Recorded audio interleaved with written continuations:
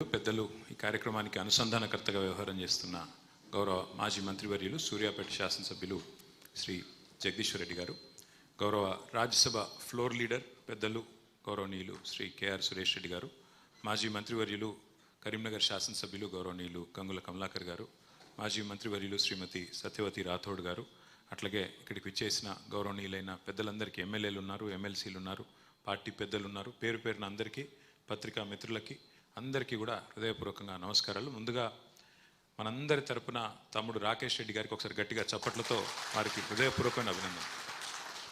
ప్రజల్లో నెలకొని ఉన్న కొన్ని అపోహలు, మన ప్రత్యర్థులు చేస్తున్న దుష్ప్రచారాలు, వాటన్నిటికీ తెరదించే విధంగా చాలా చక్కగా చక్కటి తెలుగులో సరళమైన భాషలో మరి మాట్లాడడమే కాకుండా దృశ్య శ్రవణ మాధ్యమం ద్వారా అందరికీ చేరవేసే ప్రయత్నం ఒకటి చేసినందుకు, అది కూడా మీ అంతటా మీరే సంకల్పించి, మిమ్మల్ని పార్టీ ఆదేశించలేదు, ఇంకా ఎవరో ప్రోద్బలం లేదు, మీ అంతటా మీరుగానే చొరవ తీసుకొని అరే ఇంత అన్యాయం చేస్తున్నారు వీళ్ళు, ఎంత దుర్మార్గం ఇది, కేసీఆర్ గారిని బదనాం చేసే ప్రయత్నము, పార్టీని బదనాం చేసే ప్రయత్నము, తెలంగాణను ఎండబెట్టే ప్రయత్నం ఏదైతే కాంగ్రెస్ పార్టీ చేస్తున్నదో దీన్ని ఖచ్చితంగా ఈ కుట్రని ఛేదించాలని చెప్పి తమ్ముడు రాకేష్ రెడ్డి గారు తనంతట తానుగా నాకు ఫోన్ చేసి అన్న ఈ ప్రయత్నం చేస్తున్నా అంటే, మరి టీం ఉన్నదా తమ్మి అన్న. నేను టీం ఏముందన్నా, సంకల్పం ఉన్నది, 4-5 పిల్లగాన్లు ఉన్నాం, మేము పోతాం చేస్తామన్నాడు. మరి ఏమైనా ఇంతజాం చేయాలంటే ఏమొద్దన్నా జర మనోళ్ళకి చెప్పు అక్కడక్కడ తప్ప నాకు ఏమొద్దు, నేనే చేసుకొస్తా అని సొంత కృషితో చేసినాడు. హృదయపూర్వకంగా మీకు అభినందన. ఇప్పుడు నేను ఇక్కడికి వచ్చే ముందు నేను ఫోన్లో బిజీగా ఒకటి చూస్తూ ఉంటాను. ఏంటి అంటే, మనం నిజంగా కూడా కొన్ని విషయాల్లో మనం మార్కెటింగ్ చక్కగా చేసుకోవాలి. మన నాయకుడు కేసీఆర్ గారి పనితనాన్ని ప్రపంచం మొత్తానికి తెలిసే విధంగా చెప్పడంలో కానీ వివరించడంలో కానీ పార్టీగా నాతో సహా మనందరం కూడా విఫలమైన. నాయకుడు గొప్పగా పనిచేసినాడు, ప్రజలకు సేవలు అందించినాడు, ప్రజల కోసం 10 ఏళ్ళు తపనబడ్డాడు ముఖ్యమంత్రిగా. చెప్పడంలో మనం విఫలమైన. ఇక్కడికి వచ్చే ముందు ఫోన్లో చూస్తూ ఉంటే నేను పక్క రాష్ట్రమైన ఆంధ్రప్రదేశ్లో ఆనాడు ఉమ్మడి రాష్ట్రంగా ఉన్నప్పుడే పోలవరం ప్రాజెక్టు గురించి సినిమాలు వచ్చినాయి, కథలు వచ్చినాయి, చాలా వచ్చినాయి. పోలవరం ప్రాజెక్టు ఒరిజినల్గా కాన్సెప్చువల్గా అనుకున్నది 1940వ దశకంలో, అంటే స్వాతంత్రం రాకపూర్వం.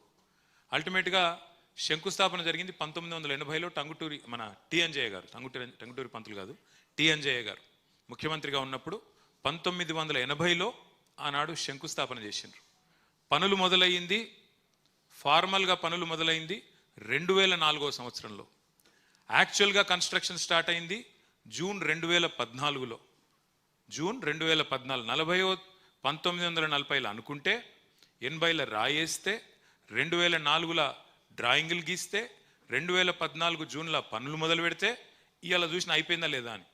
ఇప్పుడు ఏం చెప్తున్నారు తెలుసా, అందులో 2027 డిసెంబర్కు అయ్యే అవకాశం ఉంది అని చెప్తున్నారు. అంటే కేసీఆర్ పనితనానికి ఇతర రాష్ట్రాల పనితనానికి తేడా ఏందో చెప్పడానికి మాత్రమే ఇది నేను చెప్తా ఉన్నాను. ఎక్కడ 1940, ఎక్కడ 1980, ఎక్కడ 2014, ఎక్కడ 2004, ఎక్కడ 2027. అదే కేసీఆర్ గారు ఇప్పుడే మా గంగుల కమలాకర్ అన్న చెప్పిండు. 2016లో శంకుస్థాపన చేస్తే 4 ఏళ్ళు 3 ఏళ్ళు తిరగకుండానే అక్కడ బరాజ్ ఓపెనింగ్, ఆ తర్వాత 5-6 ఏళ్ల లోపలనే ప్రపంచంలోనే అతి పెద్దదైన లిఫ్ట్ ఇరిగేషన్ ప్రాజెక్టును పూర్తి చేసిన నాయకుడు కేసీఆర్ గారు. ఇది ఎవరు అవునన్నా కాదన్నా ప్రపంచ చరిత్రలో నిలిచిపోయే మాట. సరే, మనం అంటే పడని వాళ్ళు రకరకాలుగా మాట్లాడవచ్చు.